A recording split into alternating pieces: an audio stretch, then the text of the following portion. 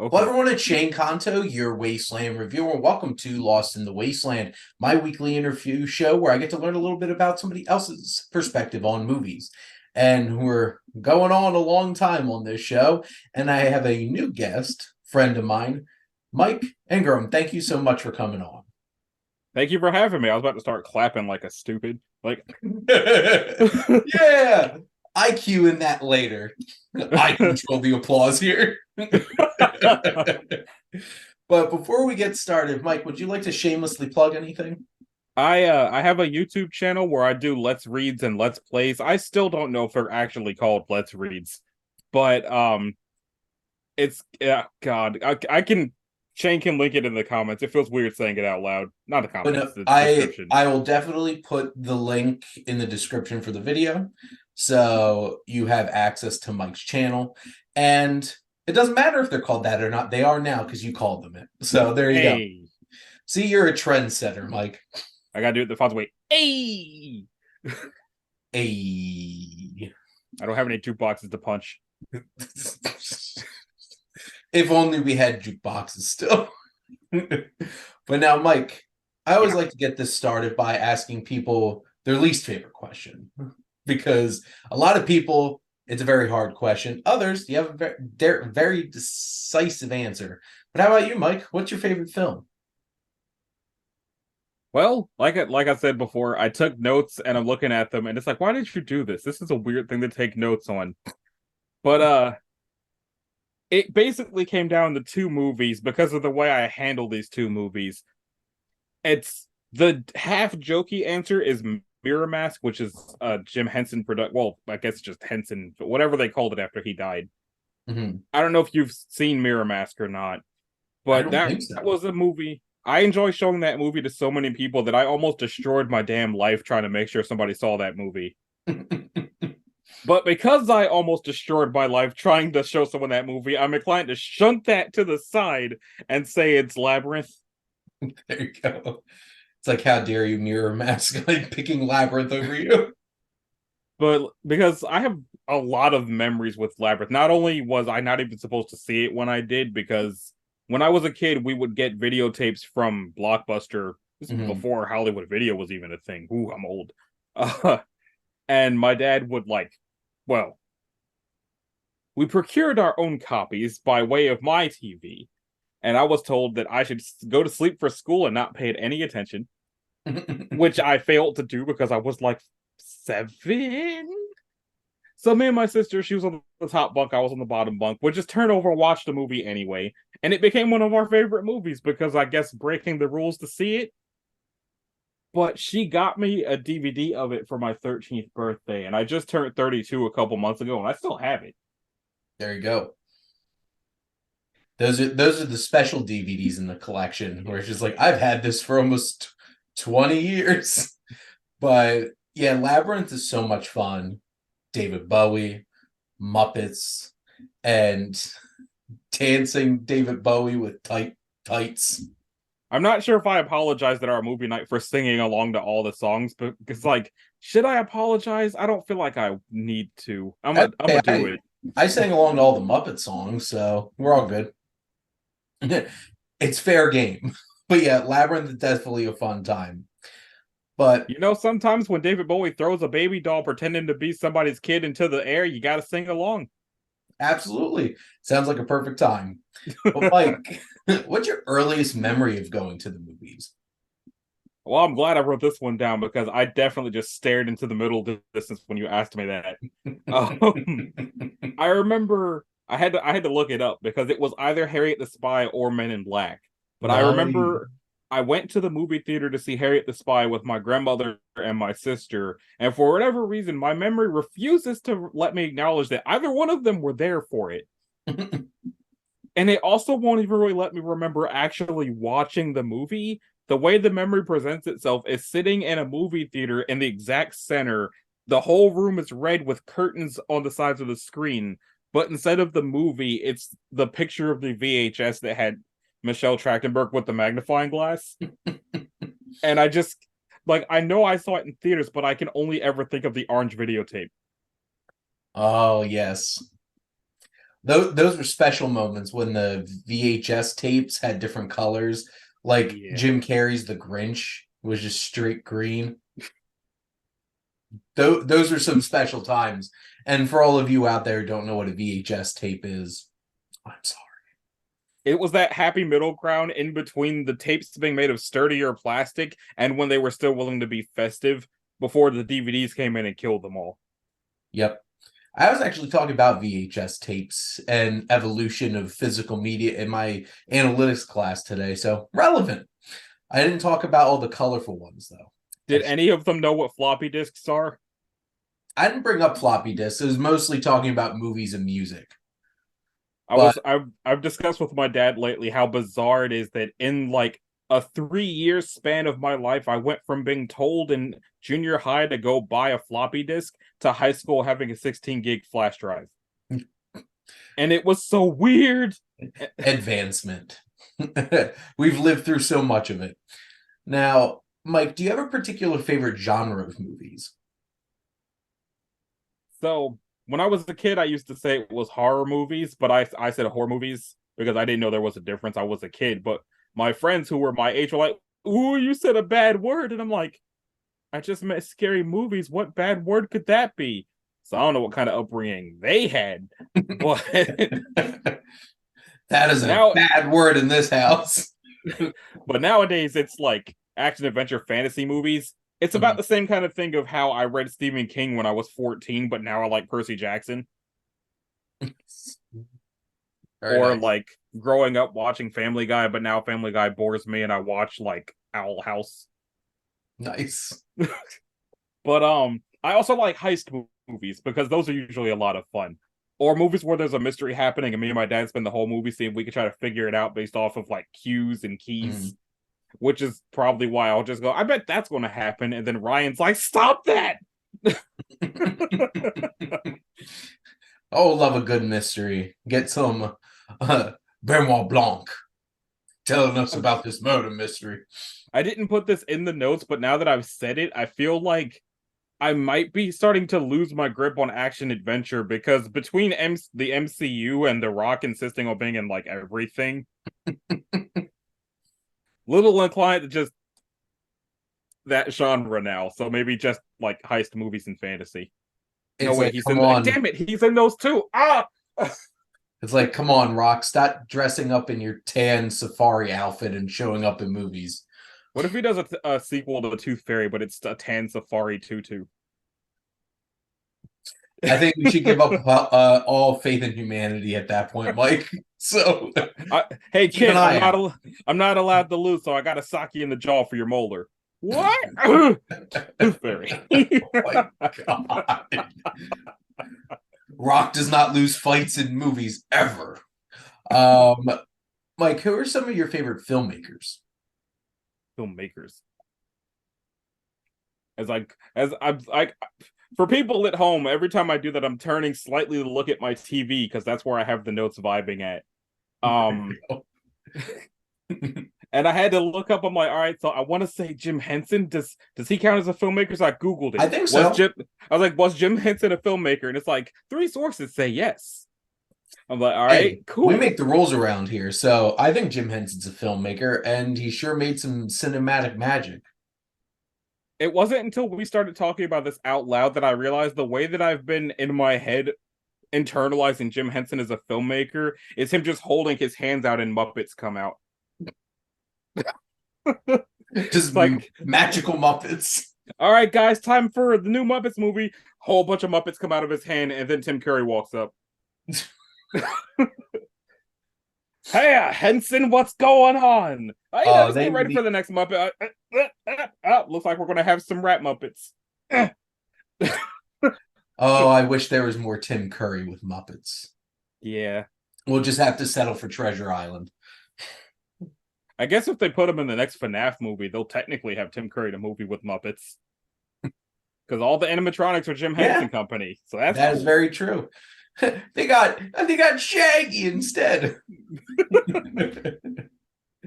Zoinks, I'm gonna Springtrap you. I haven't seen it yet. I'm just guessing. We can talk about that later. Yeah. But yeah, Jim Henson certainly made some wonderful magical things for movies. And if the world didn't have Muppets, I don't know if this world would be worth it, to be honest. Love I'm those. not sure. I'm not sure if he had anything to do with the '90s live action Ninja Turtles movies, but there's this one guy who was in like every Jim Henson movie I grew up with as a puppeteer, and if he was in it, I have to assume it was Jim Henson related. Could be. But I want to say Brian Shroud or Brian Froud, the guy who was the father of the baby from Labyrinth. mhm. All I know is those turtle costumes were a thing, and we're better off that they were. Because I love the new animated Ninja Turtles movie, but just something about big rubber turtle costumes. It's such a Especially since fun the mouths time. were moving like somewhat accurately. They worked pretty well, I think, at least the first two movies. Like they I didn't think have to. There was no third one, but they didn't have to give them working human teeth, but I appreciate it. that is very fair. When you said at least the first two, I got a flash in my mind's eye of the box art of the third one. It was like, that didn't happen. Nope. We don't acknowledge that one. Bright yellow, red Roman numeral 3, samurais. No! Absolutely not. Now, looking at in front of the camera, who are some of your favorite actors or actresses? Um, I want to read you my notes verbatim because it's stupid. I said, geez, more as a kid stuff. My sister and I had favorite actors that we would get any movie they were in just because they were in it. My earliest memory of doing that would have to have been Kate Beckinsale. I knew her from some rom-coms, Serendipity specifically, but then Underworld and Van Helsing happened, and she's got the accent, and I'm glad she'll never know some dude in New Jersey was such a fanboy back then. So the reason I'm reading that verbatim is because Instagram exists now, and I follow her on Instagram because of her being the queen of the elves in Elder Scrolls Online. And I'm like, all right, lady, the internet says you're 50, but you're posting exercise videos and you're still smoking hot. So either you're actually an immortal elf with a great voice, or I should probably never linger in your Instagram again. So it's I probably also follow her on Instagram, and I also do not believe that she is 50. So, like, hey, so she yeah, takes care of herself. it's probably still Kate Beckinsale. I love Kate Beckinsale. Like Van Helsing was such a thing for me when I was younger, and loved her in that. Her and Hugh Jackman, great. Um, looking at Mike, what's a Yeah, film that you feel like you could literally watch every day? there is no number 6 on my notes. It just goes Mike's just straight like, from 5 to 7. there are none. Move on to the next question. I think was like, oh wait, I typed this wrong. Let me go back and add number 6 and just kept going. Uh is there anything? I'm looking at the movies in my closet. Like, are there any of y'all that I would be able to sit through every day? I don't really have the attention span for that. That's fair. Or even like some of the ones that you watch the most, like you're always going to go back to. I feel like when I still had the attention span for it, I would have said like maybe The Wiz. I know Nice. I used to watch the Mighty Morphin. I used to watch Power Rangers Turbo a lot, but I prefer the original Mighty Morphin Power Rangers because I love the personality that Ivan Ooze brought, and also I did not like the little kid that became the Blue Ranger in Turbo. Every time he was on the screen, I wanted to throw him like what happened at Rocky at the beginning. Like, oh hey, we have this established Blue Ranger, but he decided to be boxing at the beginning of the movie, which somehow resulted in him falling out of the ring and landing on his neck, and now he can't walk. So some kid is the Blue Ranger. What if I just do that to him too, and we just don't have that color this season? But that Mighty Morphin Power Rangers movie was special. Ivan Ooze. It hurts me that I have friends that are just younger than me enough that they think that movie looks like shit and will say that because it's like the the normal reaction to you saying a movie from my childhood looks like shit is to go, yeah, well, it didn't age well. It was the early 90s. But my reflex reaction is to punch you in the throat for besmirching Ivan Ooze. And Hey, if Ivan you Ooze looks great. The like, if you CGI at the end of the movie, maybe not so much. You the know what their CGI biggest problem was, Mike? it was entirely too shiny, Mhm. but the nut shot at the end was worth it.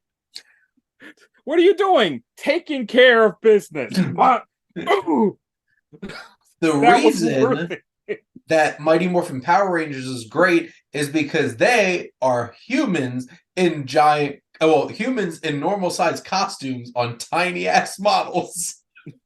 And I demanded to have a tiny moon model just a fight like that.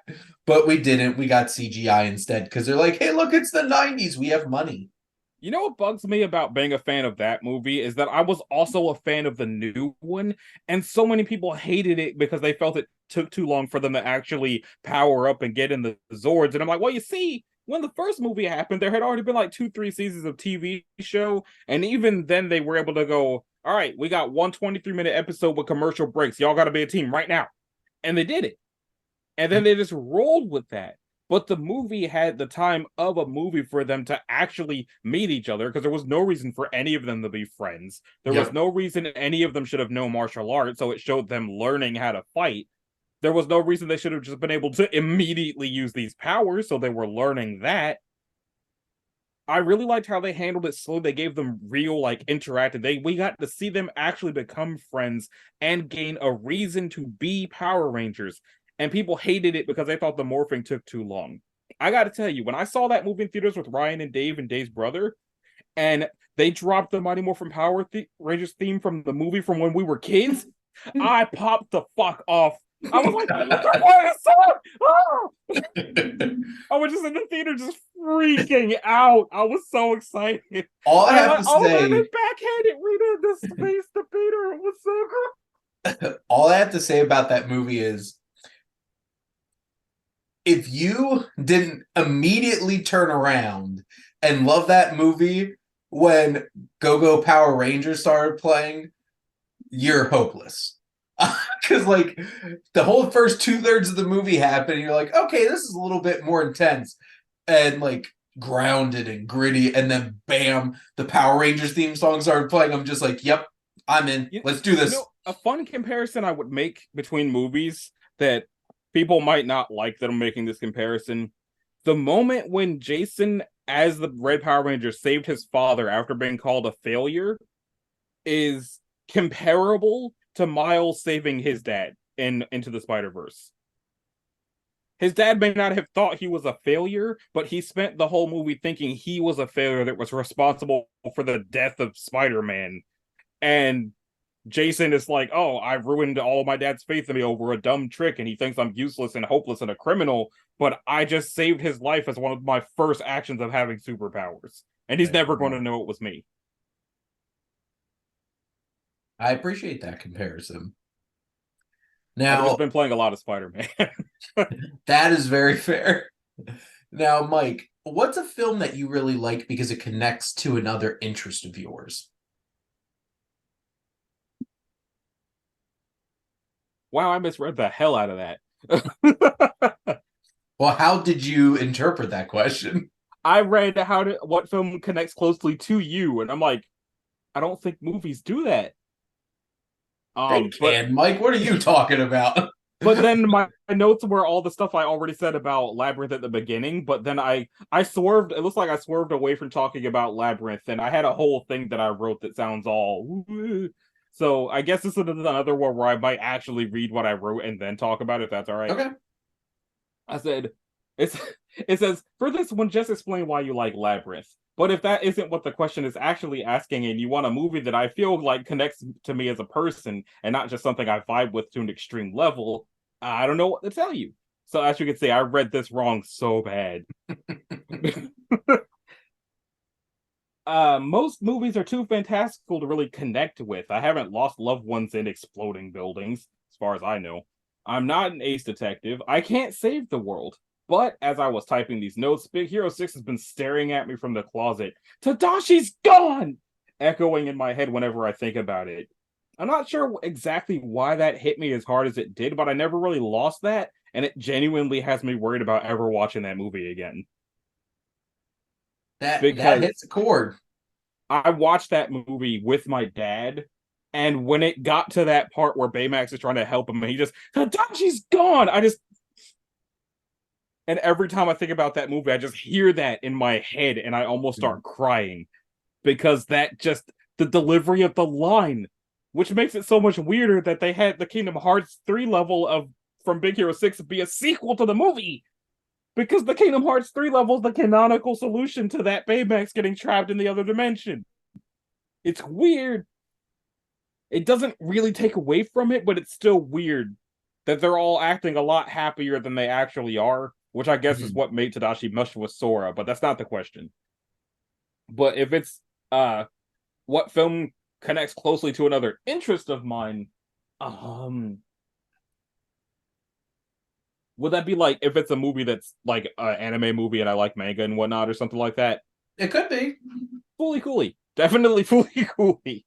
There you go. Because Fooly Cooly is one of those things where the way I found out about that is they were marathoning it on Adult Swim and I didn't know. I was like, oh boy, time to watch Futurama. The fuck is Fooly Cooly? And then I watched the whole thing, and at the end, it was like, I love that Fooly Cooly. I have found a show that I love. I used to have the soundtrack and the show and the book, because I got the book for Christmas, and there was some weirdness with getting the movie for Christmas, but that person doesn't exist to me anymore, so I really shouldn't care anymore. But I have since re-gotten the DVD and the books, because I was going to try to go to a convention where the woman who voices one of the main characters and also was like the director of the anime was going to be there. So I tweeted her and said, would you prefer to sign something you've been in or a picture of your face? And she said, definitely something I've been in. So I went on eBay and bought a copy of Fooly Cooly that I was going to come get signed by her, and then didn't get to go to the convention. Darn. It was Stephanie Shea, I believe. That's a sad turn, but someday you have it though. So it's like, what would I want Stephanie Shea to sign more? Would I want her to sign Fooly Cooly or this wooden replica that I have of Ichigo's second Zanpakuto? It broke and we glued it back together, but it has so far been signed by the voice actors of the sword itself and Ichigo's mom. So if I can ever get it signed by Stephanie Shea and then also Johnny Young Bosch, then I will have Ichigo Kurisaki's sword that has been signed by the sword, Ichigo's mom, Ichigo, and Ichigo's wife. I don't know if it's ever going to happen, but the sword is just sitting in my bedroom waiting. waiting. Well, that got off topic a little bit, but that's ping-ponged all over the place. Now, Mike, who's a movie character you feel like you connect with on a personal level? I think I see what happened now with 7 and 8. I think my brain read them together and it's like, what film do you connect with on a personal level? That's probably what happened. There you go. It's all good. But the notes, I was like, I was reading this question like, who would I even Beetlejuice? Nice. I'm not sure why I went straight to that, because as far as I know, I'm not a sinister poltergeist. I think it was more of how Michael Keaton portrayed him. Other than that, I don't think I want to connect to a movie character on a personal level. A lot of them are kind of shitty. Fair. You're not wrong a lot of the time. But I think if I had Beetlejuice's powers, I would do a lot of that stuff. Well, you got to get ready for Beetlejuice too, Mike. I don't. No, I don't. It doesn't exist to me. It's not even so much that it doesn't exist to me. It's just between Kevin Smith, of all people, saying that we don't need that movie, and the fucking day they announced that Harry Belafonte died. The day. If ever there was a sign that that movie should have been halted immediately, it was that. Oh. Bad signs. Bad signs all oh boy, time for Beetlejuice 2. Oh, hey, the guy who did the iconic songs from the scenes from the first one, oh no. Anyway. But anyway. Maybe they just gotta drop a Belafonte, and they'll just get right back on it. There you go. If anybody from Harry Belafonte's family is watching this, I'm sorry. We're I'm not sorry sorry. enough to say it again, but I'm sorry. Well, Mike, I'll say it. We're sorry. We're sorry. We're sorry. Now, like, what's a film that you love that you feel like would surprise people? I okay. I only had to glance at the notes this time. I didn't have to read the whole thing verbatim.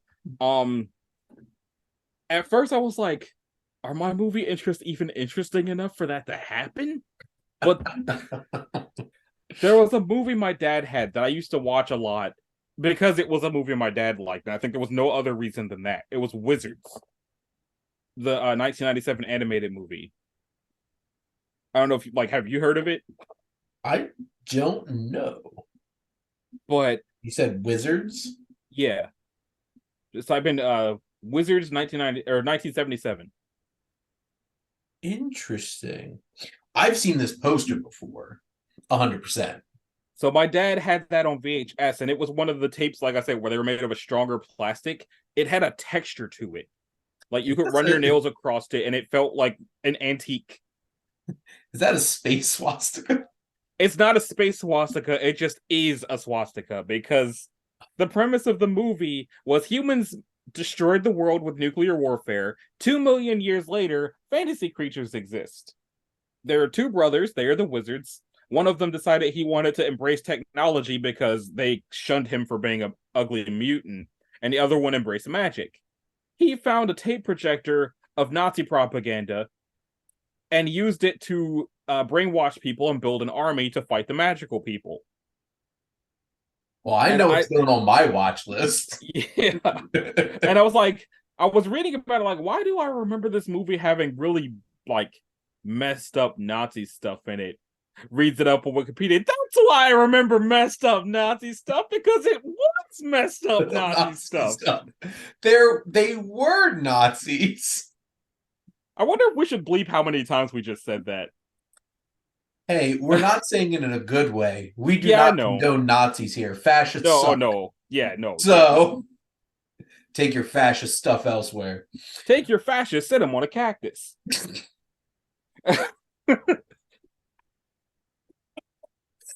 So I think the most important takeaway from this episode is you should watch Wizards.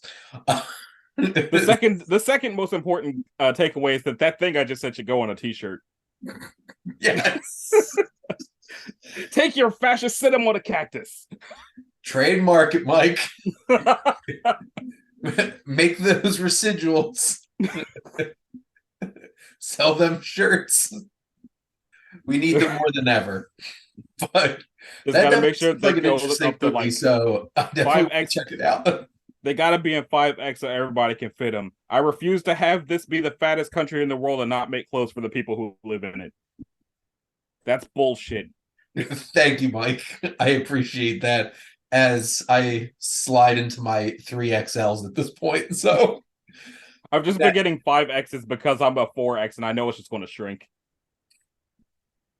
It's not a bad plan. I got a 5X shirt like 6 years ago and the torso shrank, but the sleeves didn't.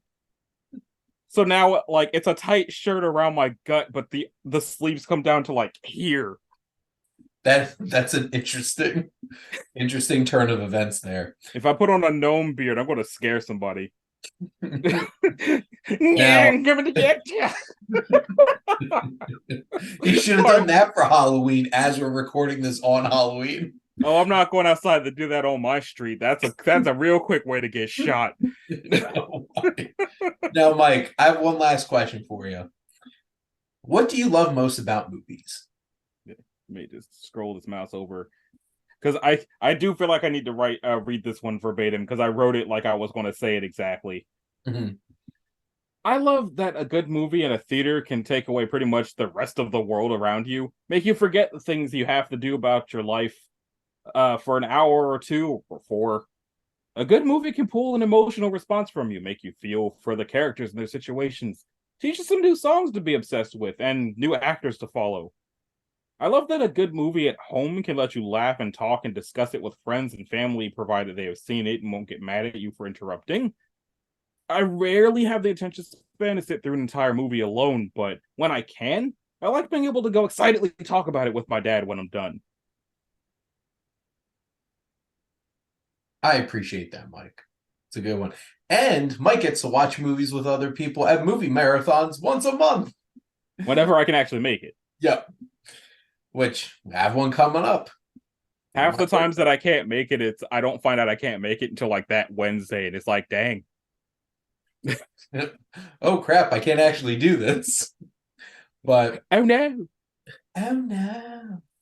Now, how I always like to wrap up this show is I let my guests ask me a question. So, Mike, what would you like to ask the Wasteland Reviewer? This works out because my notes for 11th is wild card. Not sure what this is. That's the notes for that. Oh, what video game have you played lately? Would you want to see as a movie? It's a good question. What video games do I play? Baseball and Pokemon. Also, I played the South Park. Oh, you know what? This seems like it might be like a cheap answer, but I would love to see those South Park games get turned into like an actual movie. The Stick of Truth and the Fractured Butthole. I never played the second one, but for as far as I got into the first one, it did have the basic plot layout of a South Park episode, which is just a longer, like the movie was just a longer episode. So I would love to see them actually get turned into movies. I'd 100% watch them on Paramount Plus, which is probably where they'd wind up. Yeah, so, considering I got stuck in the first game on the minigame for throwing a fart, if I could get the rest of the plot from watching it instead of having to break my analog sticks trying to do that. Oh, those games, you know you're in for a winner when you're Tolkien, aka Token, and you want to pick any other role besides being a thief, and Cartman will let you. And you're just like, wow, this game's going there already. Since we're already talking about that particular game, just to do a callback to the last time we said the word Nazi way too many times. The part I ended up tapping out on was right after the introduction of the Nazi zombie babies. Oh, the South Park games are wild. I distinctly remember that being one of the last things that I experienced, and I'm like, should I pick up where I left off at, or should I just not? Is this game cursed? It's like by the time that happens, like, how did we get here? We started with a bunch of kids playing pretend with a stick in somebody's backyard. Why are there Nazi zombie babies now? What the hell is this? Because it's South Park. Yeah. That's where it goes. Do you remember the episode of South Park where they brought one of their friends that's not usually a part of their adventures with them, and his whole thing was, how does this happen to you? And they're like, we're not sure. We didn't even do anything. It's like, I was there. I watched you guys not do anything. How did this happen? And that was just the whole episode, was just having an outside observer to their nonsense. What it would be like being an outside observer to the nonsense of South Park, Colorado. I guess being Canadian. What are you talking about, Booty? Like, as far as we know about the universe of South Park, it's pretty much just Colorado and Canada. How dare you? We're going to bomb the Baldwins. They bombed the Baldwins. Oh my god. I want to listen to the soundtrack of the movie now. They seriously need to make another theatrical movie. Because South Park, bigger, longer, and uncut, is such an amazing movie. And boy, did I not expect it to be a musical. But if you're looking for another musical from the creators of South Park, you should watch Cannibal the Musical. Didn't they also do Mormon something? Oh, Book of Mormon is the amazing. Book of Mormon. That was them too. If you get a chance to see Book of Mormon in a show, oh my god! Or even just listen to the music. The way that they just completely torch Mormonism and also have a bunch of really obnoxiously white Mormon people showing up in Africa. Ooh, It's an interesting combination. Yep. Hmm. Okay, first world problems. So there you go. But Mike, thank you Yeah. so much for coming on and discussing movies with me. Yeah. I I look forward to finding out what the deal is with it being round one. Mike, little did Mike know, there's like 100 rounds and he's stuck here forever. But thank Well, all of you out there for always tuning in and supporting your Wasteland Reviewer.